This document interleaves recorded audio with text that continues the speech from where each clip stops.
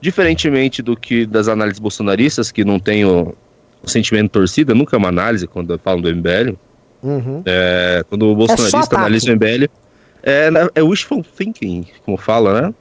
Ele só é o desejo deles, que é o mesmo desejo desde 2019. Não, o MBL acabou, eles não vão mais eleger ninguém, não vai ter voto, não vão eleger nem síndico, e logo eles vão sumir.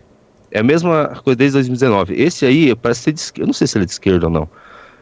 Não é grande, eu só achei interessante a gente colocar, porque eu quero mostrar que ninguém ainda entendeu o fenômeno MBL, talvez só demore. Vai lá. Bora. Vamos lá. Primeiro que Ricardo Nunes não tá absolutamente nada ligado à pode ideologia. passar, Ele tá pode colocar ele falando já. Ele já falando? sabe que... Ok.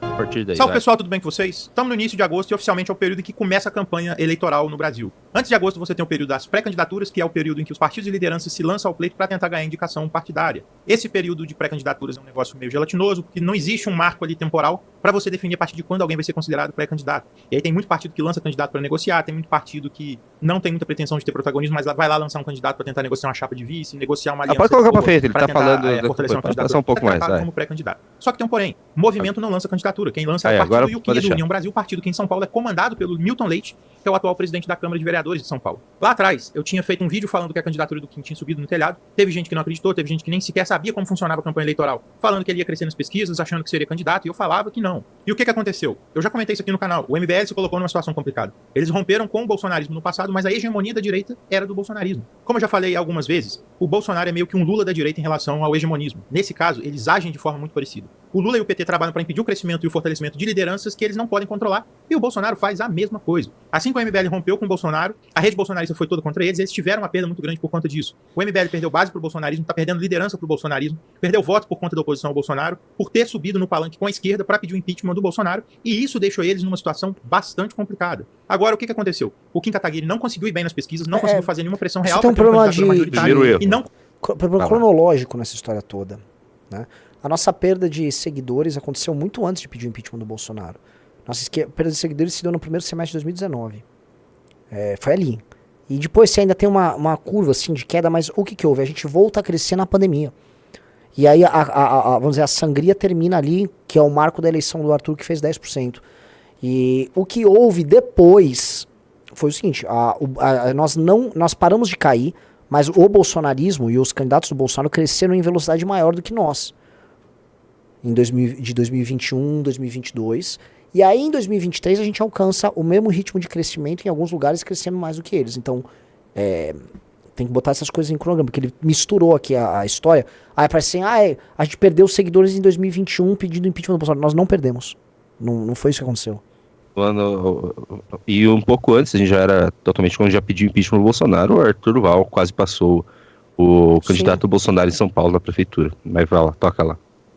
Conseguiu sustentar a candidatura. O União Brasil não vai lançar candidato, o Kim retirou a pré-candidatura e declarou apoio ao Ricardo Nunes, que ele dizia que não era de direita, que estava destruindo São Paulo, que estava propagando ideologia de gênero nas escolas, que entregou São Paulo para a bandidagem. Isso é curioso para mostrar como funciona realmente a política. Eu acho que dá para fazer uma reflexão aqui sobre a política real, sobre os limites dessa retórica política abraçada pelo MBL, suas lideranças e tudo mais. Bom, gente, não tem muito tempo, eu fiz um comentário sobre o MBL depois que eles fizeram o congresso deles e anunciaram a criação de um novo partido. Naquela época eu questionei se o MBL seria uma espécie de PSOL da direita, uma ala que inevitavelmente seria acoplada ao bloco bolsonarista, mas teria ali uma cara mais jovem, uma relação de mais ali de idas e vindas e tudo mais. E por que eu falei isso? O PSOL, quando ele nasceu, ele vem de um rompimento do PT, de uma galera insatisfeita com a agenda econômica que o Lula estava tocando, insatisfeita com a corrupção e tudo mais. Com exceção da primeira candidatura presidencial do PSOL, da Heloísa Helena, eles se colocavam em uma situação meio contraditória, mais confortável em relação ao PT. Eles lançavam candidatura no primeiro turno ali nas majoritárias, tiravam ali uma votação pouco expressiva, em raras exceções eles tinham uma votação melhor, e depois apoiavam o PT no segundo turno. O PT mesmo sabia desse jogo e deixava isso rolar, já que era confortável para eles. Deixava o PSOL fazer o jogo deles ali no primeiro turno, sem incomodar ninguém, depois estavam juntos ali no segundo turno. Só que isso mudou de 2018 para cá, e o PSOL basicamente virou um aliado de primeira hora do PT. Agora eles já estão juntos desde o primeiro turno, sem muito problema. E por conta disso, eu até cheguei a cogitar comigo que o paralelo com o MBL seria melhor ali com o Ciro Gomes e não com o PSOL, por conta desse afastamento do Ciro com Lula, com o PT e tudo mais. Só que esses movimentos recentes acabaram reafirmando pra mim essa questão que eu tinha colocado. Por quê? Assim que a desistência do Nunes saiu e veio o apoio ao Nunes, deu pra ver como que isso pegou mal com a base do MBL. Pegou tão mal que o Renan Santos publicou um texto tentando segurar os ânimos da galera, se equilibrando ali na posição de rejeição ao Nunes, que a base do MBL tem, e a posição de apoio ao Nunes que o MBL vai ter nessa eleição. E aí, qual que é o discurso que ele levou? A gente não tem posição de apoio ao Nunes. Eu quero que o Nunes se foda. Eu não vou votar no Nunes. A gente não tá fazendo isso. A questão toda, assim, a gente já explicou. Eu acho que como saiu o vídeo do Kim, eu posso explicar de maneira bem clara. Olha só, se a gente tira o MBL, se o Kim não fizesse numa coletiva de imprensa que ele retirou a candidatura uma sinalização daquela maneira, nossos candidatos vão ter pouco tempo de TV. Posso ser colocado? E outras coisas. Isso só em São Paulo. Pode ser que isso atrapalhe nossa relação em outros lugares. Então, sendo bem claro, o Kim fez uma decisão ruim, que ia doer, mas é o preço que ele está pagando por ter mantido a candidatura dele por tanto tempo. É basicamente isso. Acho que agora não vou conseguir ser mais claro do que isso. O Kim não vai fazer campanha. O Kim cumpriu uma tabela ali. Ele mostra que o Kim teve que sair, que ele é do União Brasil, que há outras candidaturas que ele tem prioridade ali para eleger para a Câmara de Vereadores. E tem uma coisa muito interessante nesse discurso, que ele apela para o medo do Boulos. Ao discurso de que o grande objetivo é derrotar o Boulos, para além dessa questão da Câmara de Vereadores. E aí, esse discurso de que é necessário uma união para derrotar o mal maior, lembra algum outro discurso? Pensa aí com vocês. Eu considero isso um choque de realidade neles, mas especialmente na base. Mas deixa ele terminar aqui, que daí a gente faz a análise inteira da fala dele. Funciona a política realmente, só que tem mais coisa aí. Eu não gosto muito do termo populismo, por conta de algumas questões teóricas, a imprensa e alguns comentaristas misturam muito isso para falar de certas figuras, mas eu vou usar esse termo aqui nesse sentido mais amplo. O discurso do MBL, se você for olhar, ele é um discurso populista, e ele criou na base deles um problema que entra agora em choque com a realidade, que bota eles numa situação complicada. E por que é populista? A política brasileira não é bem vista, obviamente, e tem um rechaço muito grande em relação às lideranças políticas, e não é por menos, né, gente? Eles fizeram por merecer esse rechaço. E o MBL nasce herdando parte desse rechaço e tentando se construir em cima dele. Por isso que eu já cansei de falar aqui que eu sustento com tranquilidade que o MBL se utiliza de uma postura antipolítica. Ah, mas eles não se dizem antipolítica. Isso é irrelevante. O que importa é a prática, não o que eles estão dizendo. Agora pode pausar. Na sua atuação. Pode pausar. Acho que nem precisa colocar o resto, porque ele vai fechar o argumento dele, Renan Santos, falando que ele acredita que a gente vai se juntar no futuro ao bolsonarismo, porque ele faz esse paralelo. O que eu queria falar é o seguinte... É porque é um desejo deles, né? Não, mas o meu ponto é, eu não acho que ele tá fazendo uma análise com desejos. Eu acho que ele tá fazendo uma análise com o que ele tem à disposição, porque você viu que ele faz os paralelos com o que já aconteceu na política brasileira. Eu achava que eles eram tipo um PSOL, mas eles fizeram uma coisa que eu não esperei, então acho que seria um Ciro. Eles não conseguem entender que a gente não é igual nada que tem aí. Eles nunca vão acertar uma análise sobre a gente. Mas porque ninguém quer conhecer a fundo o que a gente tá fazendo. Esse é o problema. Eles ficam colocando vontades e desejos que a gente tenha, de repente, baseado na experiência política que eles conhecem. Eles não conseguem compreender qual que é o teu objetivo, qual que é o objetivo do MBL, qual que é o objetivo do Kim, que é muito maior do que eles estão pensando. Sim. E tem uma coisa, por exemplo, vamos supor que a gente teve que tomar uma guinada muito pragmática e um choque de realidade, que é o que ele coloca ali. Não tem jeito, vai ter que fechar com o Nunes. Nós não ganhamos absolutamente nada do ponto de vista político-eleitoral. Absolutamente nada com essa história.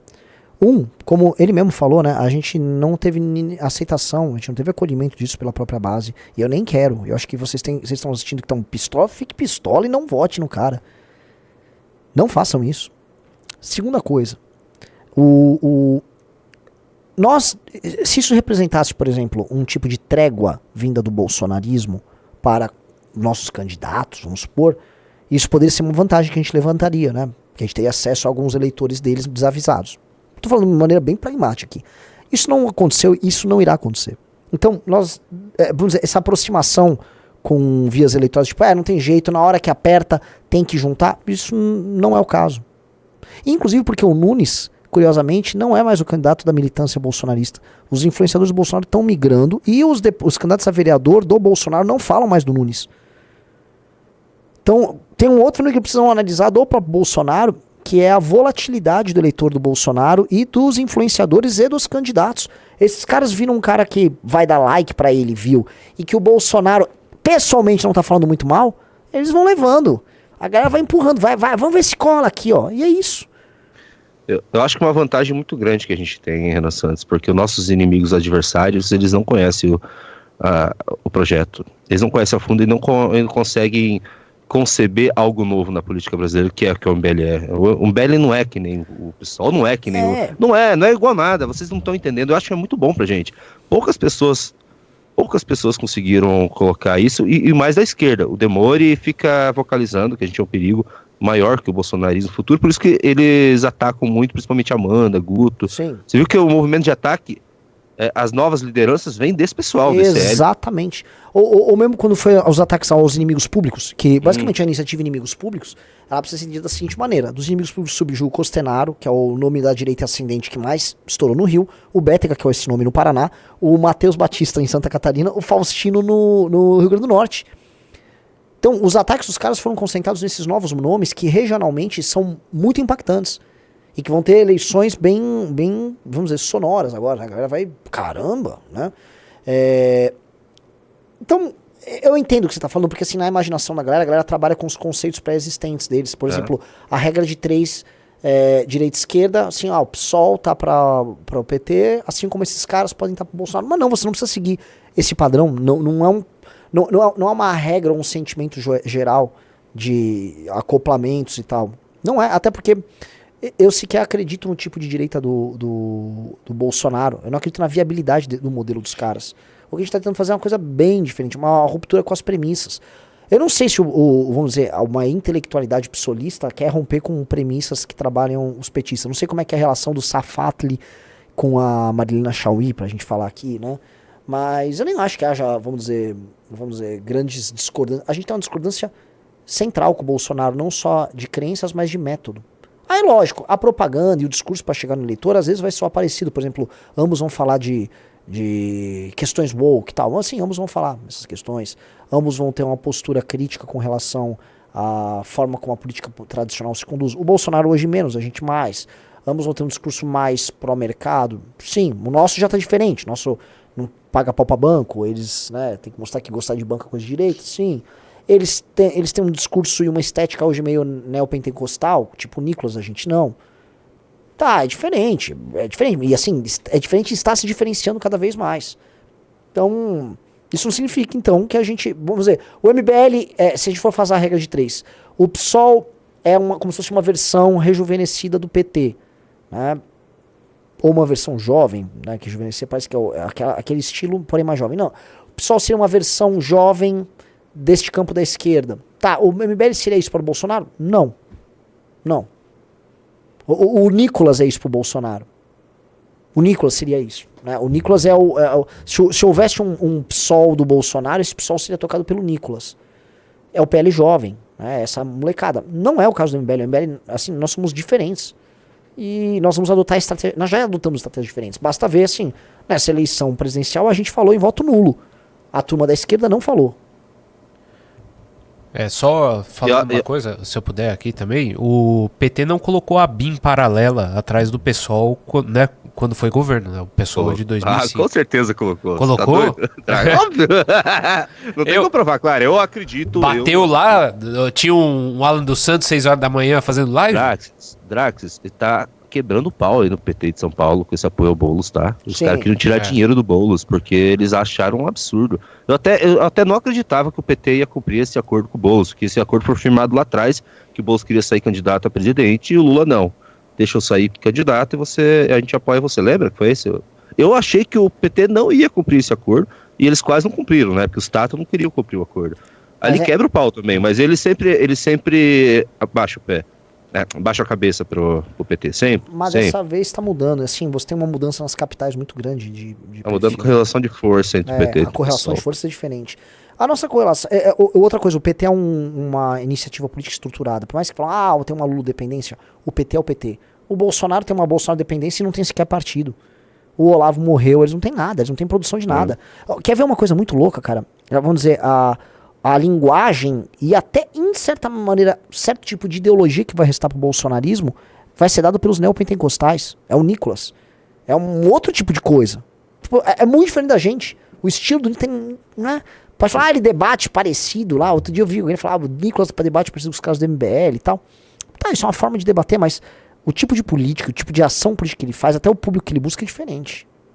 Isso preocupa o PT, viu? Preocupa muito o PT. Eles estão colocando um monte de fazendo um monte de teses com evangélicos, estão colocando um monte de evangélico para falar nesses canais dele, fórum. Vão fazer um evento grande agora com evangélicos, vão querer colocar coisa da Bíblia na campanha. Você chegou a ver? Não. Você viu o Caetano Veloso que cantou não sei se é um hino, alguma coisa da Universal? Deixa eu ver se eu acho. Caetano cantou um negócio evangélico no show, porque um filho ou sobrinho dele... Evangélicos. Eles estão querendo ir pro pessoal evangélico.